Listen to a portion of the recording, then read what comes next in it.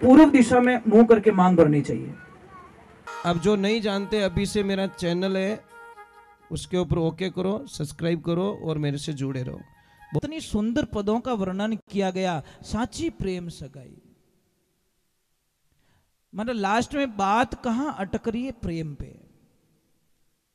आप कितना झंझट कर लो, अगर प्रेम नहीं है तो देखिए, एक पति ने अपनी लक्ष्मी को बोला कि लक्ष्मी, आप मेरे से शादी कर रहे हो? कि हाँ। कि आपको जो चीज चाहिए मैं दे दूंगा। आपको गाड़ी चाहिए, मन मांगी गाड़ी मांग लेना। आपको विदेश में टूर करना है, जहां जाना मैं टूर करवा दूंगा। आपको क्या खरीदना है कपड़ों में, वो सारे कपड़े दिला दूंगा। आपको गहना कैसा लेना है, आपको गहना मैं दे दूंगा।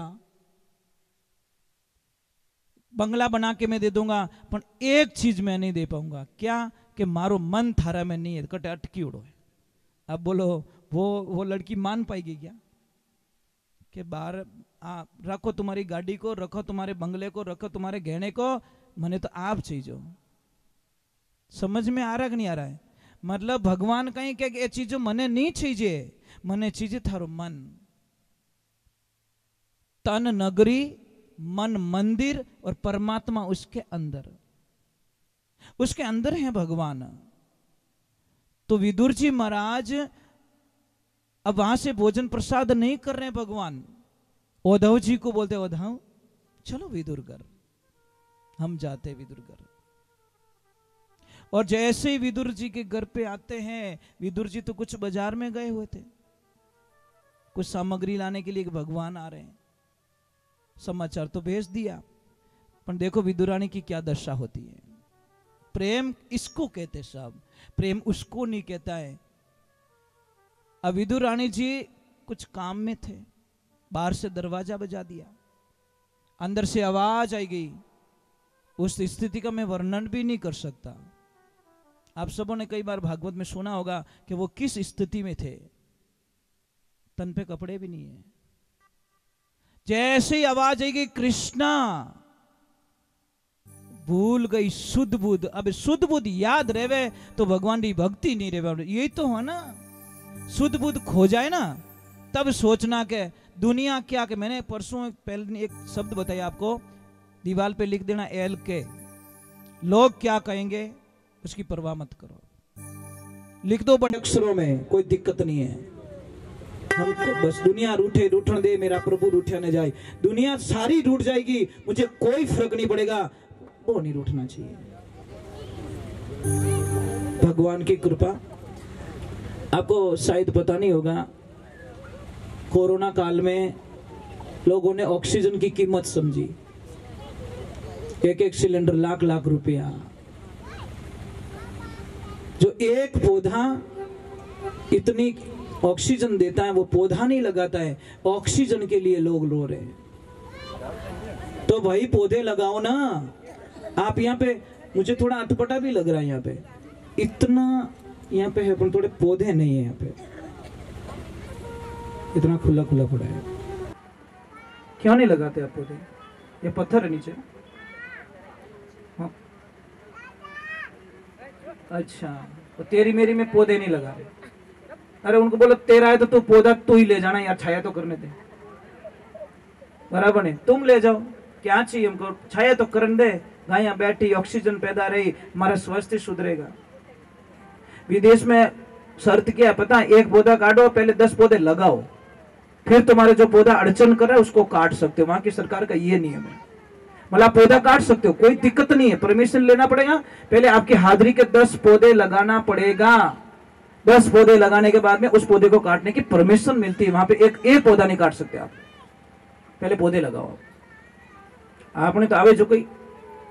तो भगवान की कृपा हुई, प्रेम। और विदुर रानी अंदर इस स्थिति में थी, जैसे दरवाजा खुलवाया, अंदर से दौड़ के आई, दरवाजा खोल दिया, शुद्ध बुद्ध चली गई। और आपको पता है क्या किया उन्होंने? जहां पे भगवान श्री कृष्ण का आसन था, वहां पे विदुरानी खुद बैठ गई। और जहां विदुरानी का आसन था, वहां मेरे भगवान को बैठा दिया। यही तो है नहीं भगत और भगवान की लीला। पर भगवान भी कितने अच्छे हैं, बैठ गए। अब खिलाए क्या, पास में केले पड़े थे। अब विदुरानी नहीं चाहती थी कि मैं एक सेकंड के लिए चेहरे से नजर हटा लो, तो केड़ो लियो हाथ में, पर सुरता में कौन, भगवान। केला छील रही है, फेंकना तो छिलका था, फेंक दिया अंदर से केला, और छिलके छिलके भगवान को खिला रही है। और भगवान खा रहे हैं, भगवान खा रहे हैं। इसीलिए कहते हैं कि बिलनी रा बोर सुदा मारा तंदुल रुच रुच भोग लगाई, दुर्योधन रा मेवा त्याग्या साग विदुर घर खाई, संतों साची प्रेम सगाई, कर्म कटे 84 छूटे जीव प्रेम पद पाई। ये होता प्रेम, भाव होना चाहिए, विचार होना चाहिए। हमारी विचारधाराओं को भटकाने मत दो। हमारी पहचान इन ड्रेस से नहीं है, इन कपड़ों से नहीं है, इन गहनों से नहीं है। हमारी पहचान निज नाम से। आज हम कपड़े चेंज करके चेंज होना चाहते हैं, ये संभव नहीं है। आप क्या सोचते हो मैं ड्रेस चेंज कर दूंगा तो मैं बदल जाऊंगा? नहीं, खाली बारे खोड़ियों बदलने की नहीं रेवे, अंदरी तलवार भी बड़ी मजबूत होनी चाहिए तो आनंद आवे। ये बगीचा है, ये भगवान ने क्या लगाया, ये बगीचा ही थे। पता नहीं किस फूल को माली आएगा, हाँ, वो तोड़ के ले जाएगा, कोई मना नहीं कर सकता उसको, वो मालिक है, अधिकार है।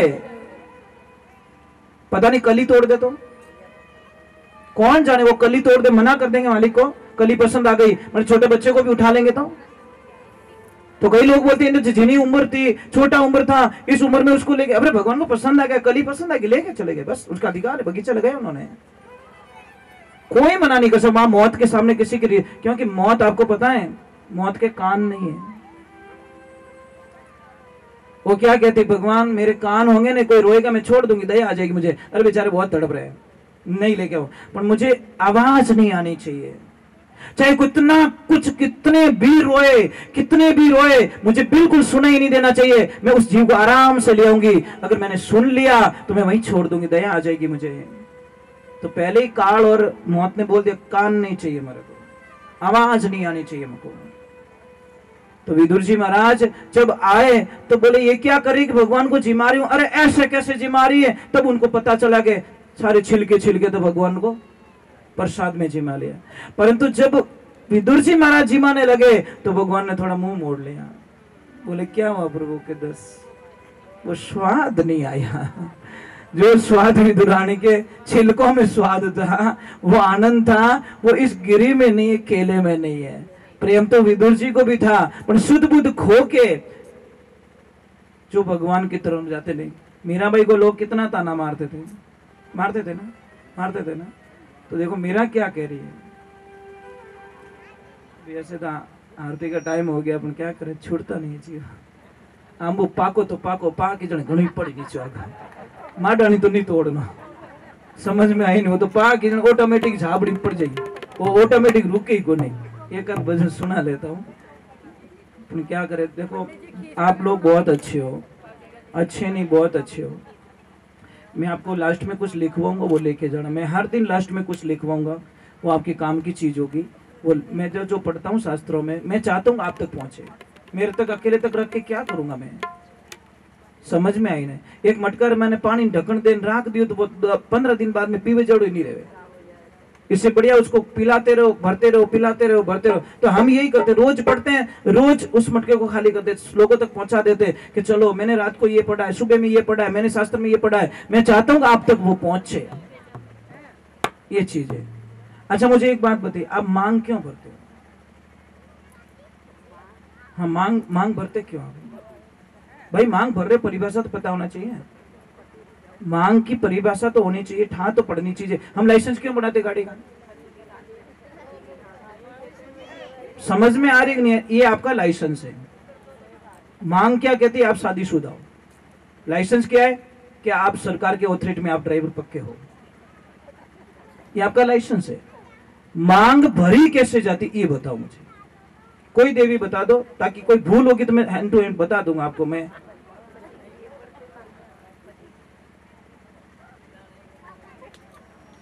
बस खाली फेरा खाओ ना ताको राखी, इससे आगे कोई सोच थी नहीं।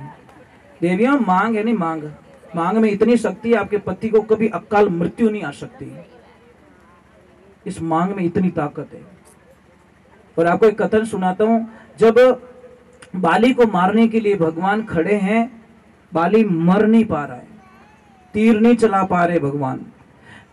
तो सुग्रीव जी कह रहे प्रभु क्या हुआ, हे नाथ नारायण क्या हुआ? मांग भर के रखी है और जब तक वो मांग भरी हुई है मेरे बाण काम नहीं करेंगे, क्योंकि वो पतिव्रता नारी है और पतिव्रता के नारी के अंदर ब्रह्मांड में कोई ऐसा देव नहीं है जो उसके पति को मार सके, यमराज भी नहीं मार सकते। तो फिर क्या करे, जैसे ही तारा स्नान करने बैठी, जैसे ही पानी डाला भगवान ने बाण चलाए, बाली को खत्म कर दिया। इतनी ताकत है और आप इसको मजाक में लेते हैं। कई कई तो इतनी स्पीड से मांग भरती है, लाओ हेलो भाई, क्यों उतावल है, भाव के साथ में मांग नहीं भरते। मांग इसका तरीका बताया आपको, क्या पूर्व दिशा में मुंह करके मांग भरनी चाहिए, मतलब हम ही सूरज भगवान जिधर से निकलते हैं ना उस दिशा में घूम के मांग भरिए और बोलिए मेरे पति की रक्षा करना।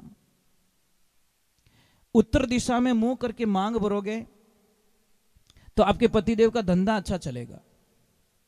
अगर पश्चिम दिशा में मुंह करके जिधर सूरज डूबता है उधर मुंह करके मांग भरोगे तो आपके पति एनी टाइम बीमार रहेंगे, बॉडी पेन रहेगा, कोई न कोई तकलीफ उनके शरीर में रहेगी। डॉक्टर के पास जाओगे, चेक कराओगे, नॉर्मल रिपोर्ट आएगी। और दक्षिण दिशा में भूल करके भी कभी मुंडो मत कर जो, क्योंकि पति गए हैं बाहर, वापस आएंगे कि नहीं आएंगे इसकी कोई गारंटी नहीं है। समझ में आ रही नहीं? इस मांग से इतना असर पड़ता है। दिशाएं बहुत कुछ देती है, दिशाएं बहुत कुछ हमको दे देती है, पर दिशाओं की जानकारी होनी हमारी जरूरी है। समझ में आई नहीं? और एक साइड में मांग मत भरा करो,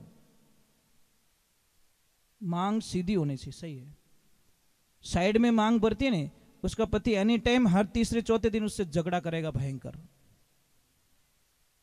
आप प्रयोग कर लीजिए, मेरी बात पे विश्वास नहीं, 15 दिन मांग भर के देख लो तिरछी, देखो कैसे झगड़ा होता है, क्योंकि ये पति का ही प्रतीक है ना। समझ में आ रही नहीं? तो ये तिरछी मांग कभी मत। अभी अभी जो पिछली जो बच्चियां पढ़ती हैं, ये क्या, ये तो गुरुजी अपन का स्टाइल है। तो शादी स्टाइल में तो टूटे है, कितनी फास्ट टूटे रही है। 6 महीने नहीं होते, please mom I don't like, I not accept, my husband is black. वाह, बात खत्म हो गई। बापड़ो खर्चो करियो 20 साल रो, बाप वो पूरो खर्चो ही कर दियो અને વિને પસંદ ही नहीं आयो। वो बाप के 20 साल पसीना री कमाई धीरे धीरे રીપ્યો જોડ, તારે બ્યાવરો ભેળો કરીને તને જચી કોની, મને જચા દિયો, ટેન્ટ આળો રૂપિયા માંગે, હાલો જ્ઞાન આળો રૂપિયા માંगे, हलवाई रुपया मांगे, तारे जची कोनी, मैंने 1 मिनट माते तू बेटा रोड माते लाइन खड़ो कर दियो, अब मैं जाऊं तो जाऊं कटे। एक बात का ध्यान रखना, एक बाप होता है ना, बिना आंसुओं और बिना आवाज को रोने वाला व्यक्ति सिर्फ एक बाप होता है। समझ में आ रही नहीं? और ब्याह शादी में सबसे सस्ते कपड़े सिर्फ एक बाप के होते हैं, सबसे सस्ते। पूरी शादी में देख लेना, सबसे जो सस्ती ड्रेस है वो एक पिता पहन के घूमता है। बेटी बेटा जमाई पोता पोतियां बिदनियां सबके महंगी महंगी ड्रेस होती है, पर आप नजर घुमा के देखना, एक पिता को सिर्फ सबसे सस्ती ड्रेस मिली हुई रहती है। उस पिता का जी दुखा रहे हम लोग, कैसे क्षमा कर देंगे भगवान हमको? कौन जानेंगे उसके दर्द को? कौन जाने? पिता को कौन जान सकता है? कोई नहीं जान सकता। पिता जाने के बाद में पता चलता है। बेटी सबसे ज्यादा किस दिन रोती है पता है? जिस दिन उसका पिता दुनिया से चला जाता है। बेटी सब कुछ सहन कर सकती है, अपने बाप की मौत को कभी सहन नहीं कर सकती। वो कहती है आज मेरे यहां से जलपान उठ गया बस। कई बार बहन बेटियां नहीं कहती आज हमारा पापा रहता तो। कई बेटियों के मुंह से सुनता हूं मैं कभी कभी कि आज हमारा पापा रहता तो शायद मने इन स्थिति रे माने खड़ी नहीं होने देता। महाराज एक गांव में दुष्काल पड़ गया, मतलब अकाल, बारिश नहीं हुई 5-7 सालों से बारिश नहीं हुई। तो उसकी वहां पे बहन थी, उसने विचार किया कि 12-15 कोस पे मेरा भाई रहता है, वो बहुत पैसे वाला है, बहुत पैसे वाला है, और मैं जाती हूँ मेरे भाई से कुछ हेल्प ले लेती हूँ, जब हमारे यहाँ पे वापस होगा तो वापस दे दूंगी। वो बड़ी आस लेके बहन जाती है, कहाँ पे? भाई के पास में। पर जैसे ही भाई ने देख लिया कि रोड पे बहन उतरी है, वो ऊपर खड़ा था, उसकी पत्नी को बोल दिया मेरी बहन आई तो बोल देना तेरा भाई बाहर गया हुआ है, मुझे पता है वो कुछ न कुछ लेने के लिए तेरे अपने पास आ रही है, और हमको देना नहीं है बहन को। देखिए जैसे ही बहन आई, भाभी साहब को प्रणाम किया और भाभी साहब को बोला भाभी साहब हमारा भाई साहब कटे, कि तारा भाई साहब 4-5 दिन उबारे गयोड़ा है। तो भाभी साहब आप ही थोड़ी हेल्प कर दो कि नहीं भाई साहब मैं आपके भाई को पूछे बिना कुछ नहीं कर सकती, कुछ नहीं कर सकती। बहन ने बोला मेरी हालत ऐसी हो गई उस मृग के जैसी, मिर्गा जल दिसे कोई प्रियो न पीसे, कोई प्रियो न पीसे कोई विश्वा दिसे। रेगिस्तान में धूल में गर्मी के दिनों में हिरण को पता चलता कि वहां पानी भरा है, पर वो पानी नहीं है, वो रेत चमक रही थी। उसकी तलाश में बेचारा वहां जाता है, और वहां जाता है तो खाली रेत मिलती है, पानी नहीं मिलता, प्यासे प्यासे वो मर जाता है। उस बहन ने बोला वो हिरण के जैसी मेरी हालत, मैंने सोचा मेरे भाई के पास में जाऊंगी, मेरी इच्छा पूरी करेगा, मेरे को कुछ न कुछ देगा, मेरे बच्चों के लिए कुछ देगा। मेरा पति 6 महीने से पड़ा है, बीमार पड़ा है, उठ नहीं पाता, मैं काम पे जाती हूँ, मेरे बच्चों का पालन पोषण होता है, और मुझे बड़ी आस थी मेरे भाई के पास में बहुत माया मुझे देगा, पर दी नहीं। जैसे ही बाहर निकली, बाहर सामने वाले चबूतरे पे एक भाई बैठा, उसने बोला बहन क्यों रो रही है? कि मैं इस काम से आई भैया, और मतलब मेरा भाई बाहर चला गया। देखो वो बोला मैं बहन तेरी जात का तो नहीं हूं, तेरे परिवार का नहीं हूं, तेरे खून का रिश्ता नहीं है, तेरे रिश्ते में भी नहीं हूं, पर मैं थारे गांव रो भाई हूं। गांव का भी तो भाई होता है भाई, गांव पे जहां तूने जन्म लिया तो वो भाई तो हो। वो भाई बाहर गया, ये तो नहीं गया, वो भाई तो अटी है, बोल थारे कई चीजें। वो एक भाई गया पगली, गांव रो भाई तो नहीं गयो। भाभी साहब ने बुलाया, पहलो पाड़ियो देख थार भाई से आया है या मुसीबत में है, यानी चाहिए जो को दे दे। वो देखो पत्नी मिले तो ऐसी मिले, बोले भाई साहब थारे चाहिए कहीं, पूरा ही गाडो भर दियो, बैल गाडो धान भर दियो, पैसा दे दिया, वो दे दिया, वो दे दिया, और गाड़ी दे के बच्चे को रवाना किया, जा बेटा बुआ जी को घर पे छोड़ के आ। जैसे ही बच्चा जाता है, पीछे पति पत्नी दोनों धर्मात्मा थे, सत्संगी जीव थे, भागवत सुनने वाले थे, भगवान की कथा करने वाले थे, पूजा पाठ करने वाले थे, यज्ञ हवन करने वाले थे, तीर्थों में गए हुए थे। तो उन्होंने बोला कि हमारा बच्चा बाहर गया है छोड़ने के लिए, अगर बाईसा ने कुछ उसको खिला दिया और उसके बदले में उसने कुछ नहीं दिया तो हमारा धर्म खत्म हो जाएगा, हमारा सारा पुण्य खत्म हो जाएगा। दूसरे तीसरे दिन देख रहे तो बच्चा पैदल आ रहा है। आते ही बेटे को पूछा बेटा बैलगाड़ी कहाँ है? अरे पिताजी आपको पता नहीं है, वहां पे गया, बुआ जी ने मनवार कर ली, नहीं बेटा कुछ खाना पड़ेगा, बुआ जी ने कुछ खिलवा दिया, जेब चेक किया तो 1 रुपया नहीं निकला, तो मैं तो उस रोटी के बदले में बुआ जी को बैलगाड़ा ही दे के आ गया। बोला तू तो मारो ही बाप निकलियो, तू तो बड़ा दानी महादानी निकल गया, हम तो थोड़ा दान किया, तू तो बैलगाड़ा ही दे के आ गया।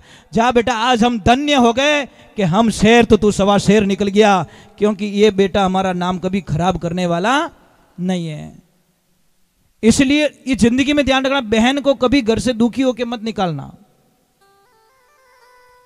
और जितनी भी भौजाई सा यहां बैठी है, आपका कर्तव्य बनता है कि ननद भाई सारे कदी आडा मत फिर जो, अगर आप सच में सत्संग सुन रहे हो तो।